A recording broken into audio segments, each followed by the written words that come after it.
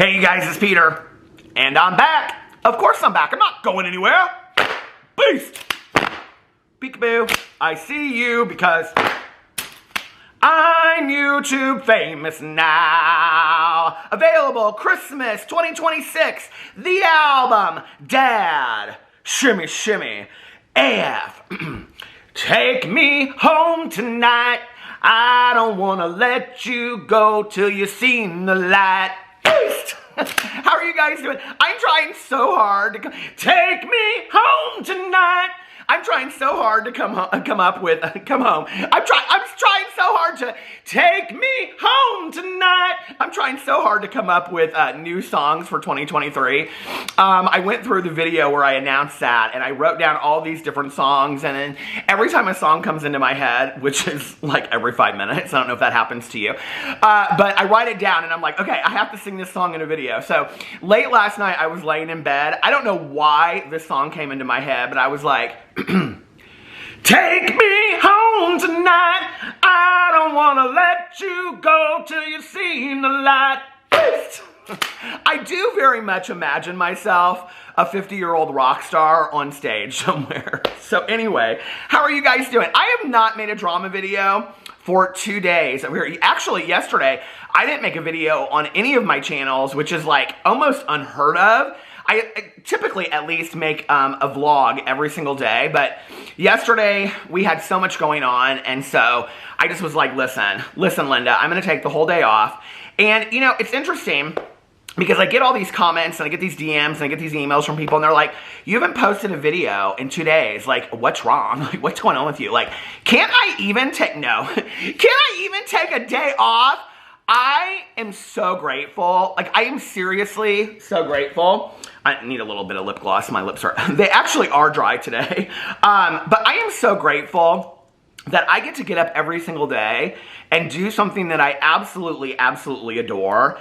And that when I don't post a video for a day, that there are people that are worried about me, and there are people that are like, oh my God, Peter, I missed your video today. Like, that is so incredible, and I just want to say thank you so much. Like, I really, really appreciate that, and that's why I do try to post videos, at least on 1 or 2 of my channels every single day. The interactions that I get to have with you guys, and just the camaraderie between us, all of that is just, I love that so much. So thank you, and I really, really appreciate it. The truth of the matter is, I've had a lot of stuff going on in my personal life this week. On top of that, there just really hasn't been a lot of drama going on that I wanted to comment. There has been drama going on, but not stuff that I necessarily wanted to comment on. Some of it actually comes up in the video that I'm going to do today, because I posted last night on Instagram. I said, what would you guys like to hear my opinions about for a video? Because I've, done a few of these unpopular, popular opinions videos. I have to tell you what is interesting is I actually got last night, when I was looking through it a little bit, I didn't do a deep dive into the responses that people gave me, because I kind of wanted to be surprised on video. But I was kind of surprised by, when I was looking through it a little bit, that I actually got people asking me about things that I haven't really ever talked about on video before. So today should be interesting. Are you ready to get into this? So I made a little coffee in my new Keurig. I just bought a bunch of new K-Pods. Well, these are the ones that have come so far. So this is called, I think it's from Monn's coffee company. I bought them all on Amazon.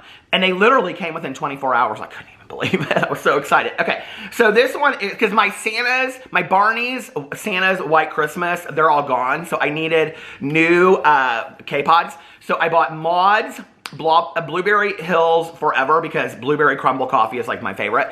And then I bought, I can't speak today. What is going on? I bought lavender chamomile tea. And then I bought something else that came today. But anyway, so a little sip of coffee before we get started. It's boiling hot. All right, let's get into Take Me Home Tonight. Don't you think I would have made such a great glam rock singer in the 80s? No? I mean, I don't have the hair, but it's okay. All right, let's get into the questions that I got. I'm just going to go right to the top. And I'm going to start answering these questions. I'm going to try to answer them as quick as possible, unless I feel like there's a story attached to them that I need to tell. Okay. Oh, well, the very first one is from Mel, my true crime partner, my true crime club book club partner. Okay. And she asked me what my opinion was about In Cold Blood. Mel, now listen. Okay, listen, Linda. She knows what my opinion is about Truman Capote's In Cold Blood. So here's the background story. When we decided that I think it was our February book of the very first year that we did a true crime book club, and we were coming up with like all these books. I think the first one that we read was actually the book about Ted Bundy, A Stranger Beside Me. And the second book that we read that year was In Cold Blood. And I was like adamant that we read this book because I was like, Truman Capote was like the one that he kind of came up with the whole, I don't know if you know this, but he was kind of the one that like came up with the whole documentary style book. And so focused on true crime. And In Cold Blood is about that. And so I was like, we have to, girl, this book is so bad. It is so bad. It is one of the worst books I've ever read. So anyway, so that's, Mel's putting that on there because she knows. She's just trying to get in. Okay, Endless Night. That's what I always, so we go back and forth with these books that we recommended to each other that are like horrible. And there was this book that back in the day that I said was like the scariest book that I ever read, and it was by Richard Lehman, and it was called Endless Night. It is. So we reread it again, like for the book club before it was a true crime book club. It's really bad, you guys. It is like one of the worst books I've ever read in my entire life. So every time I kid her, like we'll be texting and I kid her about like a book that she recommended that's horrible, she just texts back, Endless Night. So anyway, okay. Let's see what the other ones are. The future of drama channels and candle review companies. Okay, so you know, I think that drama channels are here to stay. I really do. I know that a lot of people are like, well, you know, beauty influencers are gone. No, beauty influencers are not gone. I've said this for a very long time. I believe the pendulum will switch back the other way.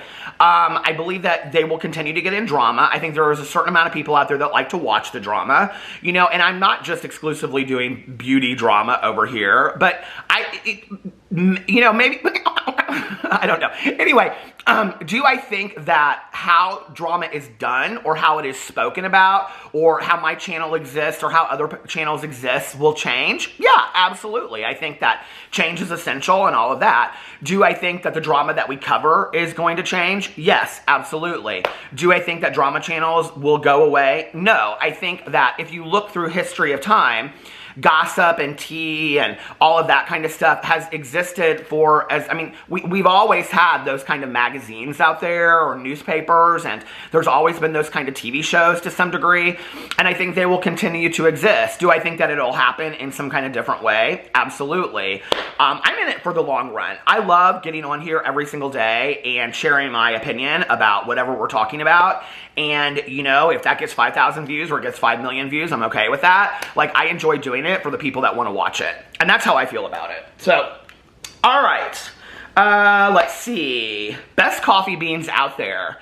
The best coffee beans out there, which most people won't know, but it's from a small local coffee shop in Indianapolis, which is called the Monn Coffee Shop. And they have a fair trade organic blend that is called the Choo Choo Blend. And it's my favorite coffee ground or coffee bean of life. I absolutely love it. I have some in the freezer right now. Okay, and I always gift them to people for presents as well. Thoughts on Logan Paul's crypto scams. Okay, so I actually had to like look up an article and read about this because I was like, I don't even really know a whole lot about this. Listen, you guys, let me tell you about my opinion about Logan Paul, okay?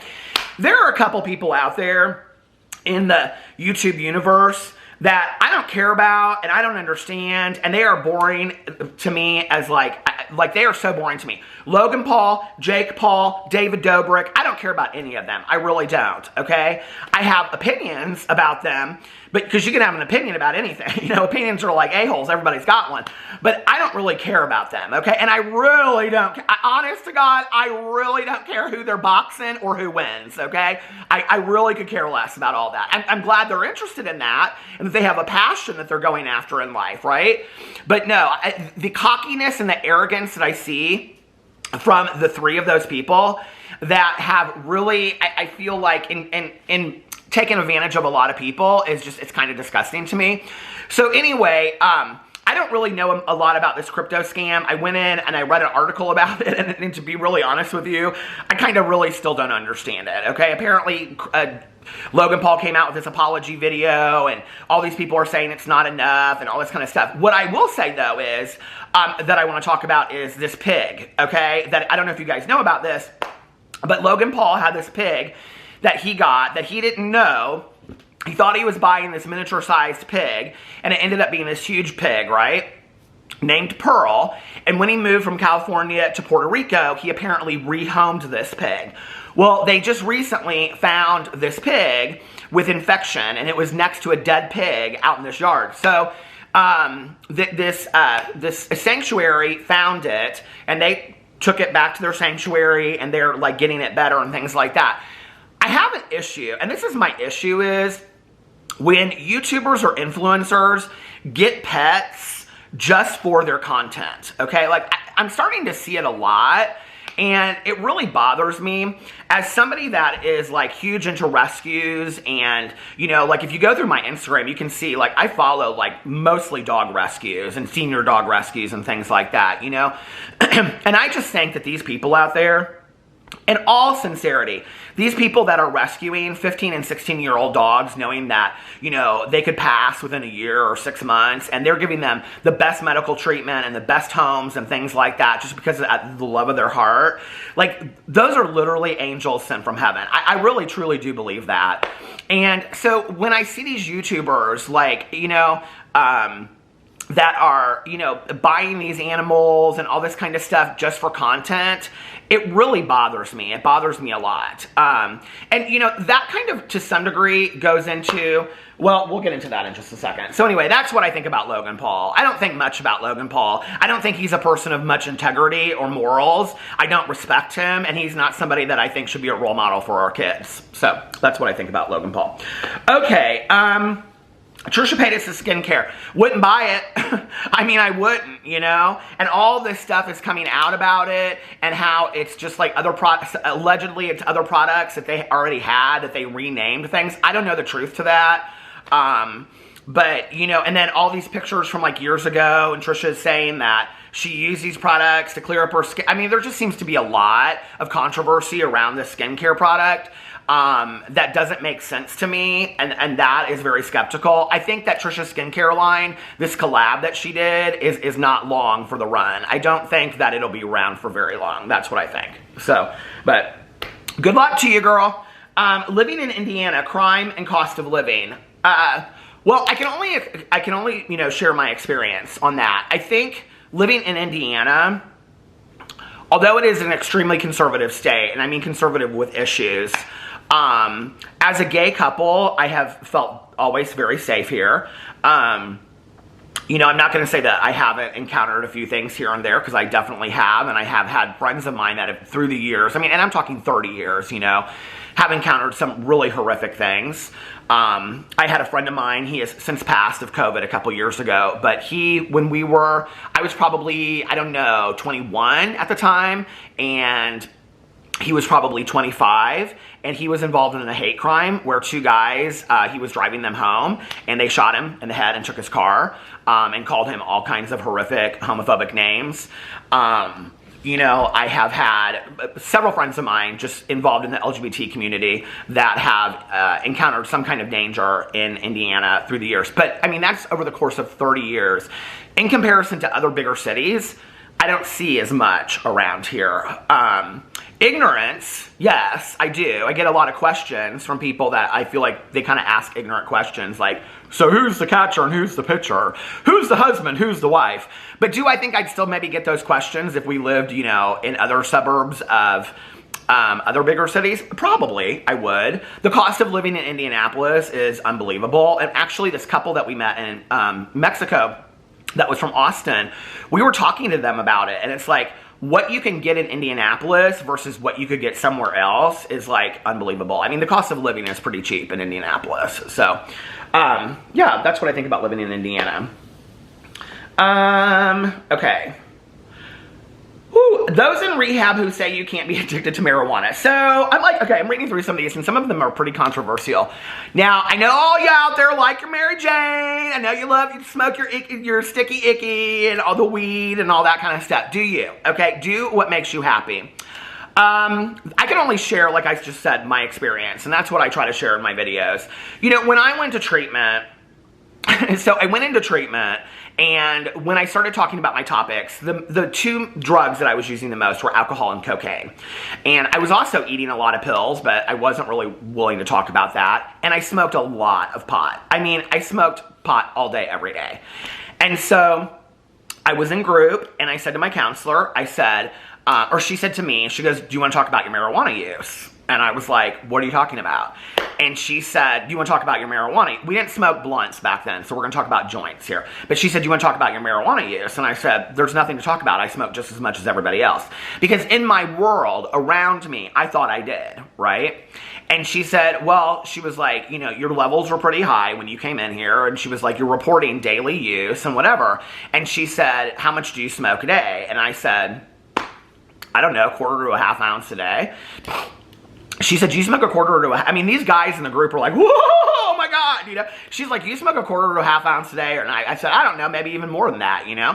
And she was like, and I said, it's not a joint unless it's as thick as my thumb or something like that, because I had heard this other guy say something like that.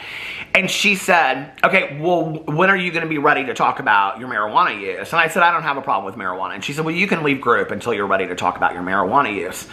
I can tell you, in the 28 years that I have been sober, I haven't craved a whole lot through the years. I really haven't. Like, you know, it's not like a lot of days I sit there and I go, God, I'm like really craving a beer today or whatever. But the thought of smoking weed has crossed my mind many times, especially since the legalization of marijuana has come up. And I have to say, I am a huge advocate for the legalization of marijuana and the destigmatization of marijuana, okay? When we look at, like, rates, I think the rate is something like 80% of all women that are offenders in the state of Indiana reoffend for violations on drug charges, and they're going back to prison for failed drug screens over marijuana, and then their kids are put into the foster care system, and it's so messed up that we have to have better solutions to that, okay? Not to mention that there are a lot of really great medical uses for marijuana if we could get through the stigmatization of it, right? At the same time, I'm an addict, okay? It's just like I'm an alcoholic. Like, I can't go into a liquor store and be looking around and be like, hey, what's going on here, right? So I can't speak to those people that are in treatment that think they can smoke marijuana. That's their business. All I know is for this one, the second I hit a joint or a blunt or whatever, or the one-hitter, I loved my one-hitter back in the day. The second I do that, my mind, you know, because it's the mental obsession is what it's about. My mind is going to go to the fact that I've never had a Xanax. I've never had this. I've never had that. I, miss this. I miss that. And so it's going to, the disease, to me, the addiction disease, doesn't know a drug or an alcohol. It just knows the feeling. And so that's the problem, right? Do I know a lot of heroin addicts that have given up heroin completely and smoke pot? Yes. Are they alive and living successful lives? Absolutely, and I'm very happy and proud for them. That's not my story. I can't speak to that, you know? So that's just my story, you know? I don't shame anybody for it. I don't. And you have to do what you have to do, you know? And if you think that's going to work for you, I guess try it. And if it doesn't work for you, then I hope that you make it back. You know, that's all I got to say about that. All right, so, whoo! That was long-winded. Somebody said, I love the illustrations in your stories. The channel has cozy, calm content in video form for FYI. Oh, Chris, I'll check it out. Okay, so I am like obsessed right now. I don't know what happened, but it was around Christmas time. I got obsessed with these pictures that I see on Instagram. And I started following all these accounts. You can go to my Instagram. I followed a bunch of them last night. And they're like, inside the trunk of a tree, it will be like a mouse has a house. And then it's like they're in bed or they're cooking and whatever. I'm like obsessed with these illustrations. I don't know what it is. Like, I'm so like obsessed with them. But like I share them over and over and over again on my Instagram story. Okay. Please review Traders. I will review Traders on my review channel today because so many people have asked me to do that. Another one asked me about Jake Paul's Okay, favorite true crime YouTubers. You know, I don't really watch that much YouTube in general unless I'm kind of like falling down the rabbit hole. You know, Stephanie and Bailey and Kendall Ray, I love all of them. And, but other than that, like, I don't. Unless a specific video comes up about somebody, Christina Randall. Well, of course I love her. Unless a specific video comes up about something that I don't know anything about, right? So then I'll check that out. So, all right. Like, okay, for example, if we're reading something in a true crime book club, then I will, like, go and I'll watch a bunch of videos about that topic, if that makes sense. Okay. Let's see. Jen Shaw going to prison. Okay, so interesting topic to talk about. I don't know if you guys saw the whole, I think it was an interview, maybe with Mike Wallace, that Andy Cohen did about where he apparently said he hoped that Jen Shaw didn't do any prison time. And he said it before she pled guilty. And then Mike Wallace was like, no, you said that after. And he goes, oh, well, it's really hard when you get to know these people. So here's my thing, okay? I'm going to say, first of all, if you're a watcher of The Housewives and you're a watcher specifically of The Real Housewives of Salt Lake City, Jen Shaw has been very different this season, and I've really enjoyed watching Jen Shaw on The Real Housewives of Salt Lake City. That being said, she needs to go to prison, okay? She hurt a lot of innocent people, and she needs to go to prison, and she needs to serve the time. That's what I think about that. I really, to be honest with you, like, it'll be interesting because she's apparently going to do this interview with Andy Cohen, and obviously she couldn't come out in the show and be like, yeah, I did it, I'm guilty, not knowing if she was going to plead guilty, obviously. But the fact that she just, like, stuck to the story, it wasn't so much to me that she stuck to the story of innocence, it was that she was pissed at anybody that challenged her on it, you know?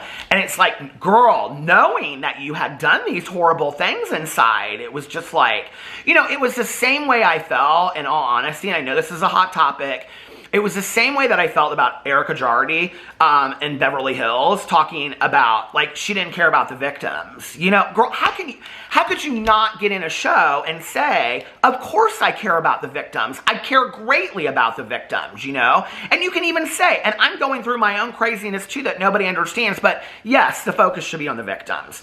So for me, I don't know, it's like,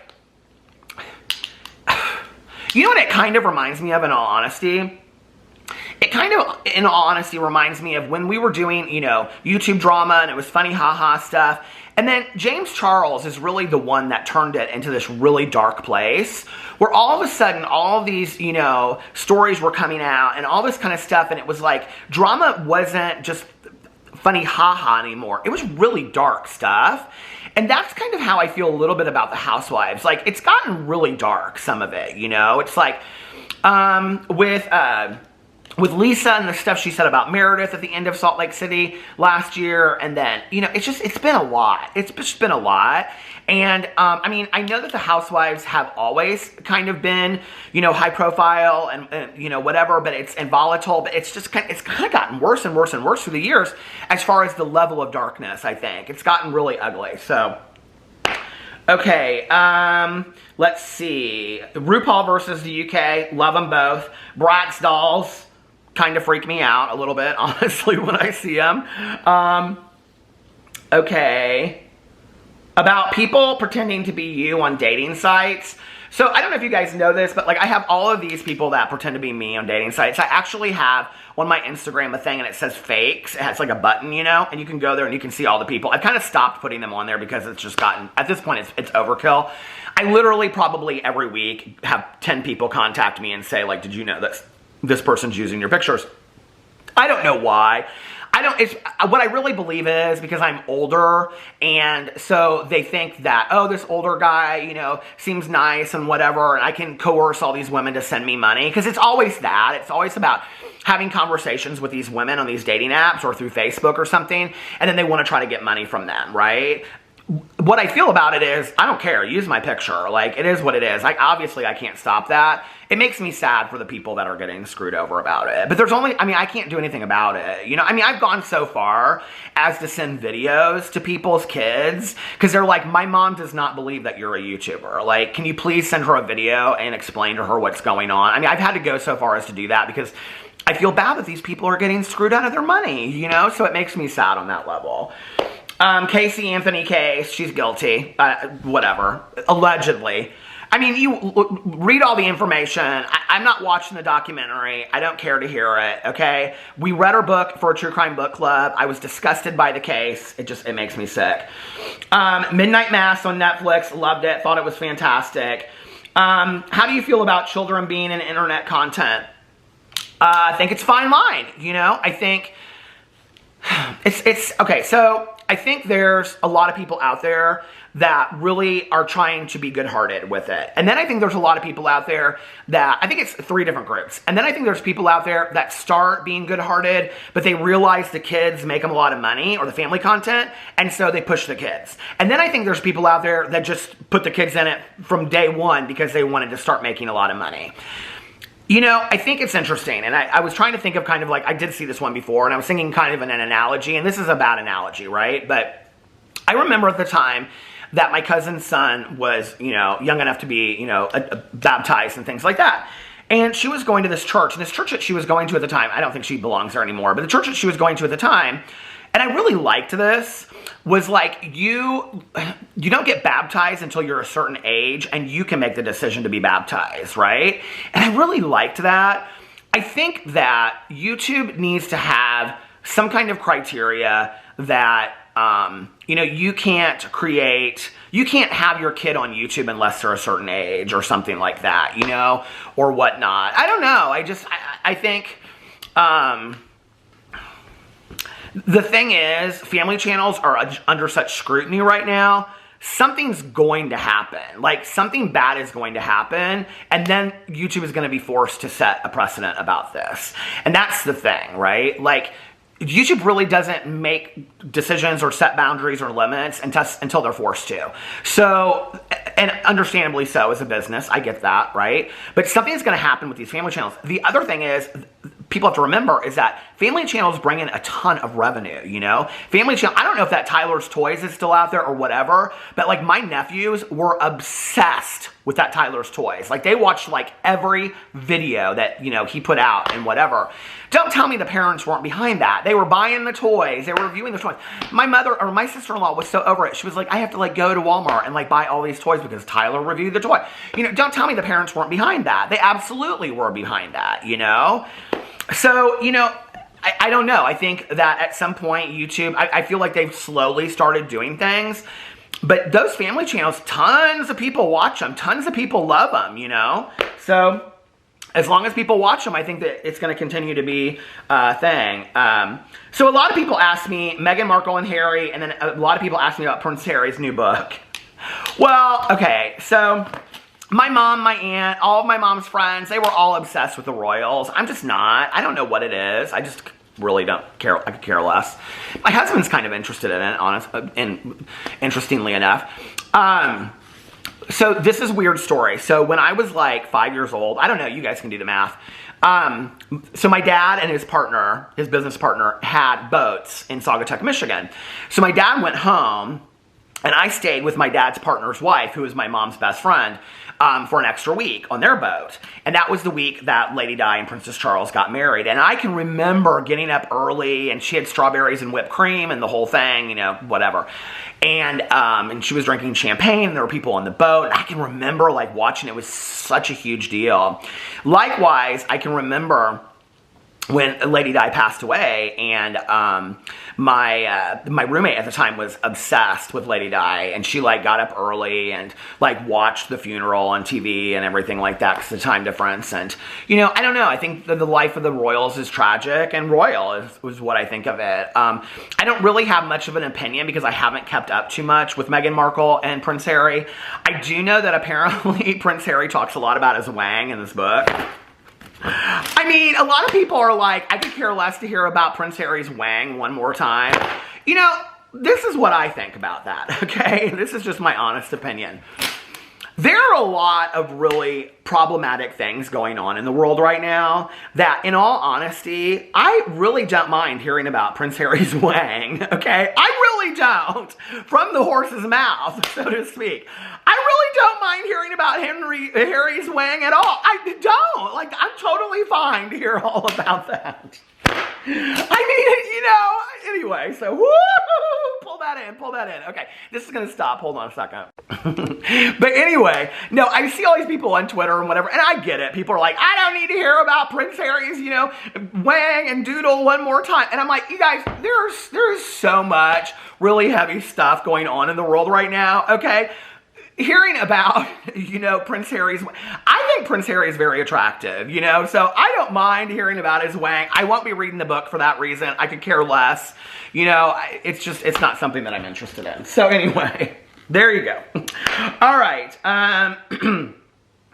hold on a second. Current Drag Race. Well, I'm very upset that the episodes are shorter, and apparently they're shorter because of this new show that's coming out called, like, The Men or the Gays of WeHo or something like that, of which Todrick Hall is part of. I do have to say this, I'm very interested. I don't understand why, like, WoW Presents and RuPaul Drag Race, unless I'm wrong, tell me if I'm wrong, if they continue to endorse a person that has had all of these allegations of not paying employees and other things surrounding him, talking about Todrick Hall, and it's like, it's really sad to me because Todrick Hall was somebody that back in the day I thought was highly creative. I really enjoyed his work and things like that.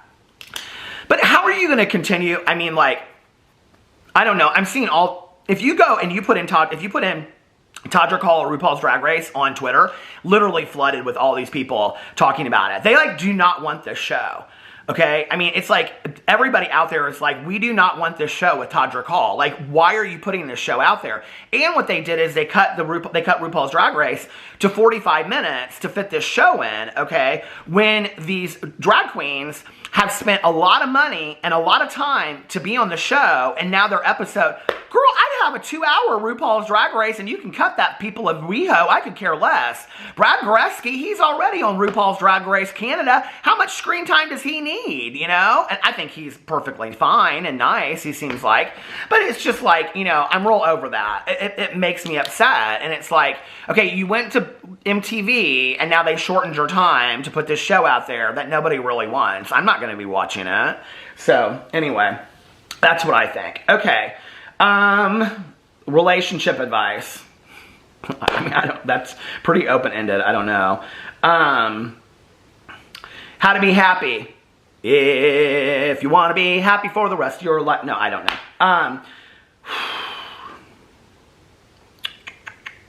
Let's see. God, some of these are really deep. Like, what's your opinion on the death penalty?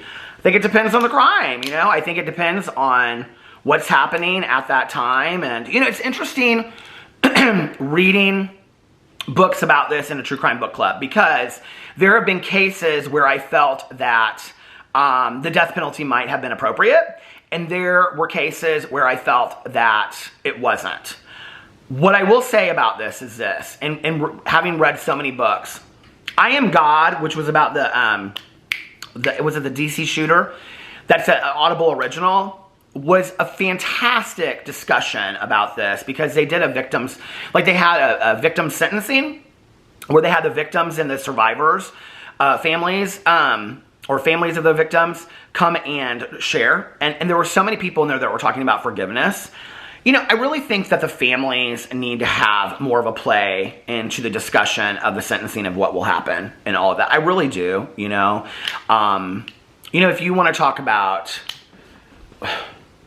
grace and humility, go watch, and we were this conversation just came up recently, in a couple videos that I made last week, but go watch the footage of what Matthew Shepard, her mother, so if you don't know who Matthew Shepard is, it was a hate crime that happened, I believe, in the late 90s, and devastating, absolutely devastating, and there's plays and movies that have been done about it.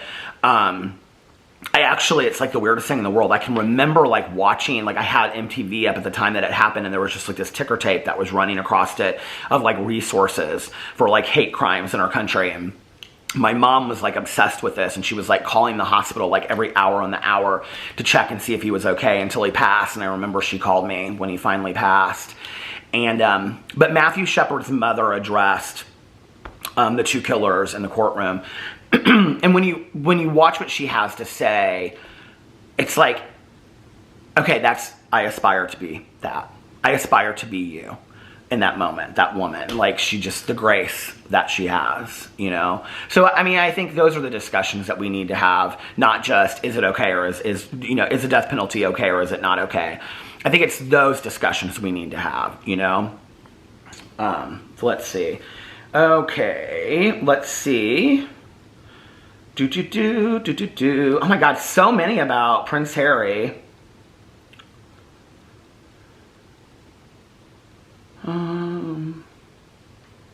Opinion on Shane, Garrett, Andrew. What do you think happened?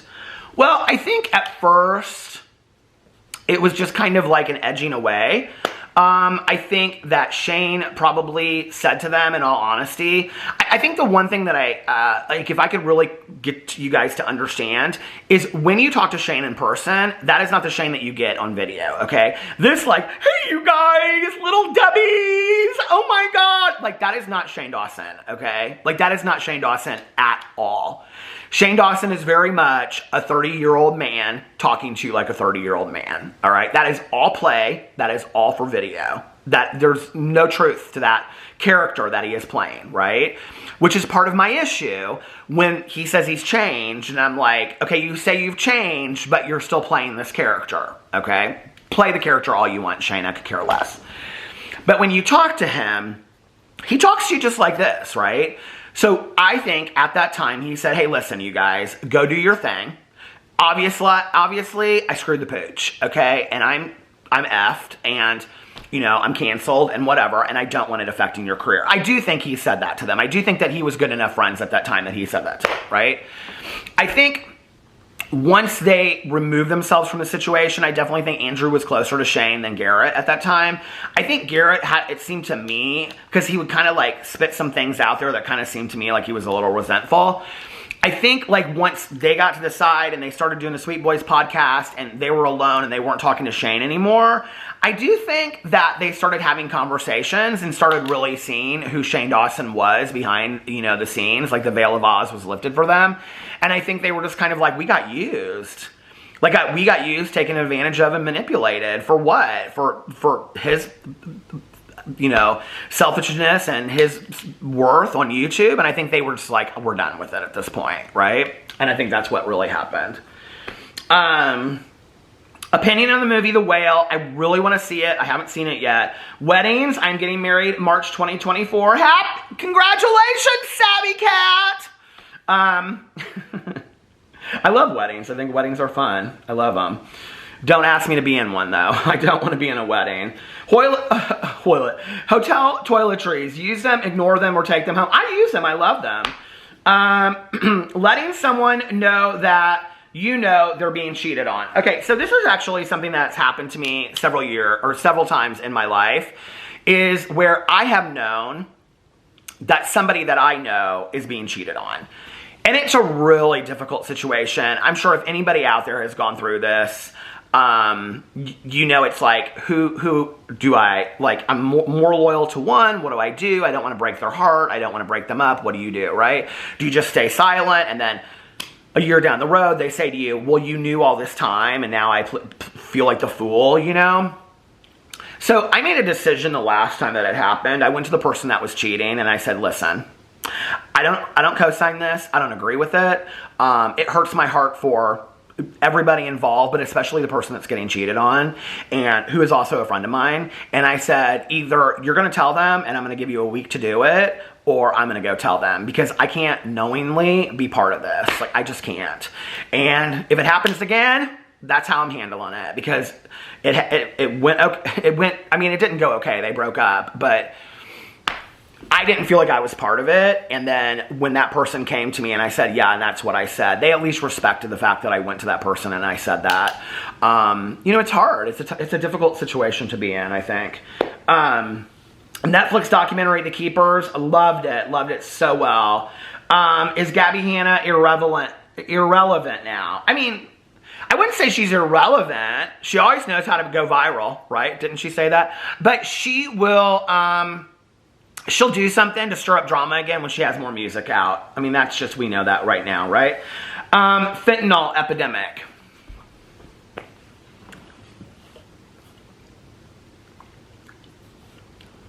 I mean, I don't know what to say. It breaks my heart, you know.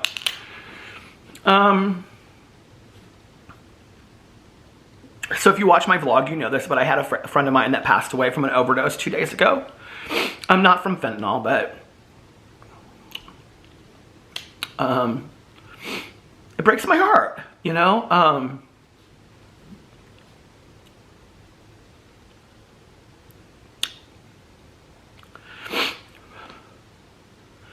I feel like I talked all about this in the vlog, so I really don't want to get into it in this video that I was trying to have like be like funny, haha. But you know, I'm so grateful for my sobriety. I'm so grateful for my recovery, and I